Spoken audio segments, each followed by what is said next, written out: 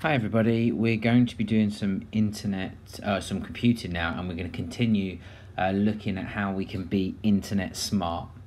And what we're really going to try and focus in on is how early mistakes we make in sort of the digital world can hurt people's feelings, can damage reputations, and can sort of impede on people's privacy. Hopefully we're working towards sort of understanding something that is quite difficult to understand, but it's recognizing that seemingly harmless posts and things that we make today could be misunderstood tomorrow and impact our future. So hopefully as we work through this, we start to get a broader understanding of maintaining positive images online and managing privacy and protecting our personal information and things like that. And hopefully we're going to do that by looking at our Be Internet Awesome computing e-safety curriculum, and hopefully it'll be quite a nice fun way to do it. So in this lesson, what we really would like to look at is looking at positive reputations, setting boundaries for your privacy, understanding the potential impact of mismanaged digital footprints, and knowing that you can ask for help. So we're going to have a look at some activities, and in this first activity, our thing that we're hopefully going to learn in our first activity is to learn the importance of asking the question, how might others see this message differently from me? And that's hopefully what we're going to look at. We're going to grow an awareness of cues that people use to communicate, and hopefully you will start to see that sharing things online is what we call making media. We all hear that, social media, and it all sort of links in. So what we're going to do is, if we were in school, we would have a nice big discussion, but maybe time to have that sort of internal discussion. Maybe you might want to put a few notes down, and we're looking at how do we make sure other people will understand what we mean when we post online, because I'm sure lots of you have or have heard of situations, or it might have happened to you, where somebody might have misunderstood something you said. They might have misunderstood something you wrote online. They might have misunderstood like a Facebook post or a like or something like that. Just try and have a think. Did that person, did they get mad? Did they get sad? And in order to rectify that or to make it better, did you have to explain what that meant? So just have a think. Can you think of any times that might have happened? Sometimes when we're communicating, we know what we mean, but the people that we're talking to or communicating with might not understand, especially if we're not in the same physical space. So we're not with that person. And that's because people's experiences affects the way we interact with the world. So all of us have very different upbringings and things like that, and our experiences in our life, and that affects how we react to certain situations. And to add to all of that confusion, there are loads and loads of messages that we communicate without even knowing it. So I believe only something like 30% or 30% of what we communicate with people is through the words. I think I read that somewhere. So there's a lot of messages that we're sending out, and signals. It might be in body language, it might be volume, that we don't even know about. It's a little bit like show don't tell, or show don't tell. When we've done when we're describing actions without actually saying it. So there's loads of messages we communicate, and we can tell people who we are, and we might judge who they are. We might use clues like our like our clothes, our hairstyles. It might be the way we walk. It might be the way we gesture with our hands. And this is what we call our representation. And it's expressing something about something, a person or group, by using pictures, symbols, or style, or words. So here's an example.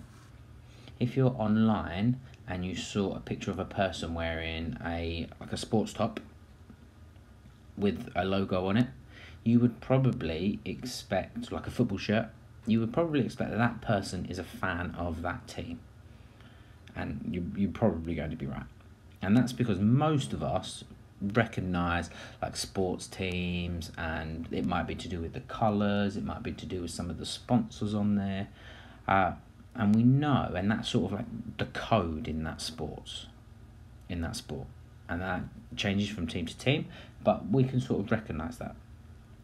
So even if we aren't sure what team's being represented, generally speaking, we know it's a sports team. What if I showed you, or you saw a picture of someone that had a giant hat with a big hammer on it? What would you think about that person? There's a person, they're walking around and they've got a hat on, and it's like a crazy hat, it's a huge one, and it's got a giant hammer on there. What would you think about that person?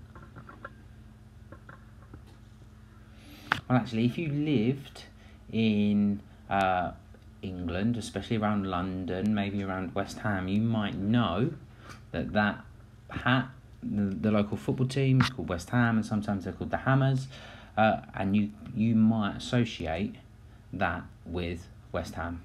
But if you're from somewhere that's not familiar with the Premier League or with West Ham, you might think, it's a bit strange.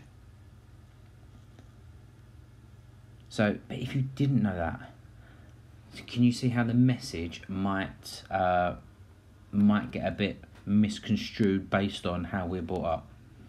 So what I want you to think about is just when you're tempted to comment on something, when you're tempted to post a comment, post something, share something, I want us to start to get into the habit of asking the question, how might others see that message differently from me?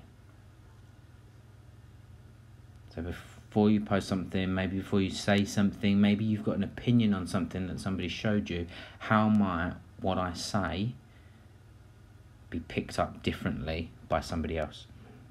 And we're sort of going to start to grow an awareness of the visual cues that people use to communicate. So looking at people, maybe seeing the way they're acting and picking up whether people are joking, whether it's their time to joke and things like that. And we're sort of going to learn the context of representation of certain things. So what I want you to do is just to have a think. How much do you agree with this statement? When you share a picture, create an online profile, text someone, or comment in a game chat, you are creating media. Do you fully agree? Yes, that's what happens. Sort of agree? Not too sure. I don't think so. Definitely not. So have a think about that. Well, actually, posting anything online and things like that is creating media. Now, you have control over that, but when you put that out onto the internet, you lose some of that control. So let's have a little activity and see what happens. So what I want you to do is to describe yourself using emojis. So what emojis would you use? So I've got some examples here. Different aspects of there. We've got the flags. Those of you that are able to follow on a tablet or on a mobile phone, you might be able to see some of the other emojis on the on the keyboard. There's lots and lots and lots of emojis. How would you best represent yourself? And what I want you to do with that, I want you to design a t-shirt.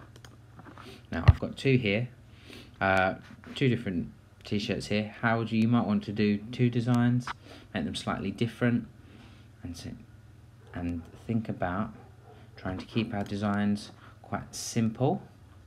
But how can you make sure, if you was to, because if we were in class, we would be posting these around the room, and we would all go and see, can we spot that person? How can you make yours as unique to you as possible. Which emojis could you use? Now the challenge is just to use emojis. So what I want you to do is pause the video, have a go. I will put the PDFs up on Dojo. You may just want to draw it out, it's up to you. But just a nice and simple design. So, once you've done that, what I want you to do is just to write a little bit, what did that t-shirt say about you? What did it say about you? Once you've written that, well done. I look forward to seeing some of these, and maybe I'm going to see if I can guess a few of them. But what I really want you to take away from this is just that as media creators, before we post messages or pictures online, it's always a good idea to ask ourselves, just to pause a minute, ask ourselves, how might someone who is different from me interpret this? You might say something that in your circle of friends or in your family is a joke, but would somebody outside that circle, how would they see it the same way? And it's quite hard to understand that. But we need to be a lot more aware of it as we're growing older. Are you sure that they will understand what you actually mean? And we need to be getting to a point where we're asking ourselves the same thing before we make comments as well to others. So it could be online, it could be in person. Am I sure that they're going to understand what I mean? And how do you know it? So well done with that. We're going to have another activity here, and this one is called Frame It. Have a think about that. What might frame it mean? And what we're going to do in Frame It, the idea of Frame It is, hopefully, we now sort of starting to see ourselves as media creators. And what we are looking to understand is that media creators make choices about what to show and what to keep inside the frame. And we're going to look at what a frame is. I will post I'll probably attach it to the t-shirts right at the end of my slides, and you can skip to the end of the video because I'll show it right at the end of the video. I'll put a glossary of terms up called a vocabulary check, and it will just have some vocabulary terms that you might want to have a look at. So if you're not sure of what a frame is, skip to the end of the video and you'll see it. But a frame is when you take a photo or a video, and the frame defines what you can see. You can decide what people can see and what people can't see. Think of it as a rectangle blocking off some of your pictures. So we're going to have a look at exploring that, and we're going to use the concept of framing to understand the difference between what you make visible and public and what you keep secure and invisible. So we're going to be looking at pictures, but I also want you to think about personal information. How can you frame some of your personal information? So let's start our activity. Let's have a look. What does this picture depict? What is happening in this picture? Pause the video, write down what is happening. Okay, I'm going to move on. Have you seen that? You've written that? Let's have a look. We've reframed our picture here. We've gone from a really tight square where actually we've zoomed out. That was part of a bigger picture. Does that look, or does the scene that's happening here, is that what came up? Someone in the bath playing with toys? Because to me, that looked like a pirate ship sailing the seas. But actually, when we zoom out, we get the bigger picture. There's a bigger context here. We can see that it's somebody playing. Let's have another go. What is happening in this picture? Try and give as much detail as you can. And we're going to reframe our picture to get the wider context of what's happening. So pause it if you're still writing. If you've written, carry on. Let's have a look. It was a shadow. There's a shadow to a plant. So to me, that looks like a a scary hand, maybe a claw, maybe a bear claw, maybe it's the foreshadowing of a bear attack. But actually, when we get the full picture, we get all of the details, we see that it's actually just the shadow of a plant. Let's have a look at our final picture. What is happening in this picture? We've got someone here, there's a tiger, he looks pretty angry. Maybe she's about to get eaten, that's what it looks like to me. It's a lot bigger than her as well. So let's zoom out, get a wider context of this picture. Actually, she was safe. To me, it looked like she was in danger, she was going to get eaten, but actually, now we've got more information, we can see more of the picture.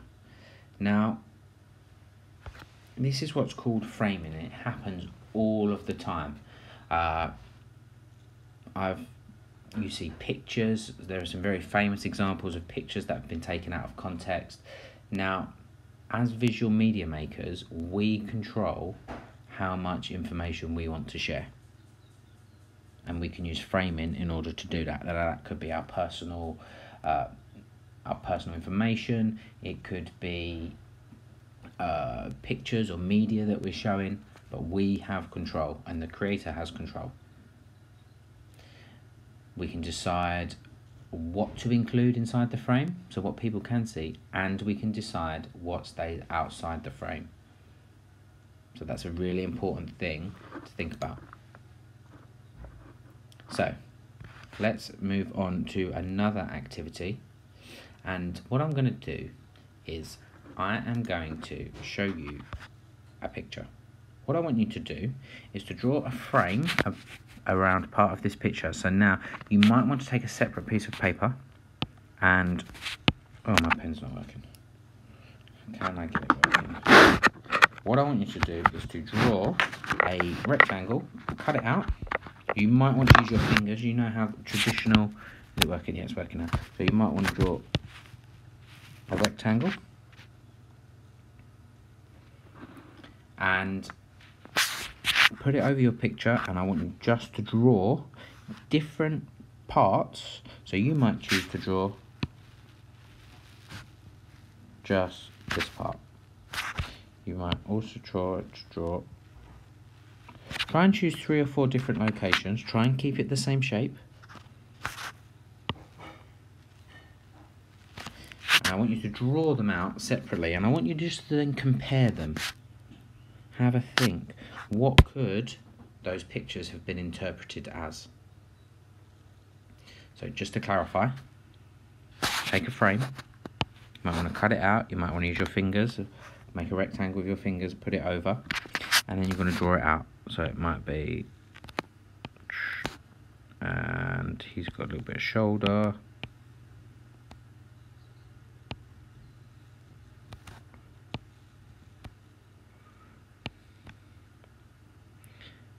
Oh, his hair goes down there. Oh, and I forgot his shoulder. And it goes down there. And he's got a little... So, I've drawn that. And then I'm going to draw... You can colour it in, please take your time. And I want you to compare them. How can the message be different from those small little pictures and compare it to the larger picture? So once you've done that, so pause the video, do that, and once you've done that, we'll just have a little bit of a warm-up, and then we'll finish. So what I want you to take away from that activity is that, again, I'll repeat it again, as the media maker, you put the frame about what you share online. You decide what other people can see and what they can't see. So you need to keep that in mind when sharing information online, and make sure your personal or private information stays out of the frame. Yeah? So well done. You might want to make a quick note about what is the most important thing that you think you've taken from this this whole activity, because it's going to play a huge part in your lives going future. So well done. I'll end on the vocabulary check. we have some here. We've got our online privacy, which is a broad term which usually means the ability to control what information you share about yourselves online. Most social media sites and most sites in general that you sign up to will have some sort of privacy settings that you can change. Let's have a look at your digital footprint or your digital presence. We've spoken a bit about that already. So your digital footprint is all the information about you that appears online. Think about a footprint in the sand. It could be anything from photos, audio, video, text, likes, comments, posts on friends' profiles. It could be things that your friends have posted about you. Just as your footprints leave prints on the ground when you walk, your posts leave trails as well online.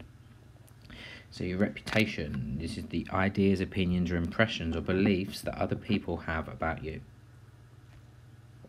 It's something you can't be totally sure about, but that you usually want to be positive. So think about your reputation in school. How do you want people to think about you? Your personal information. So this is information that identifies a specific person. For example, your name, street address, phone numbers. We've got a social security number. It could be your national insurance number.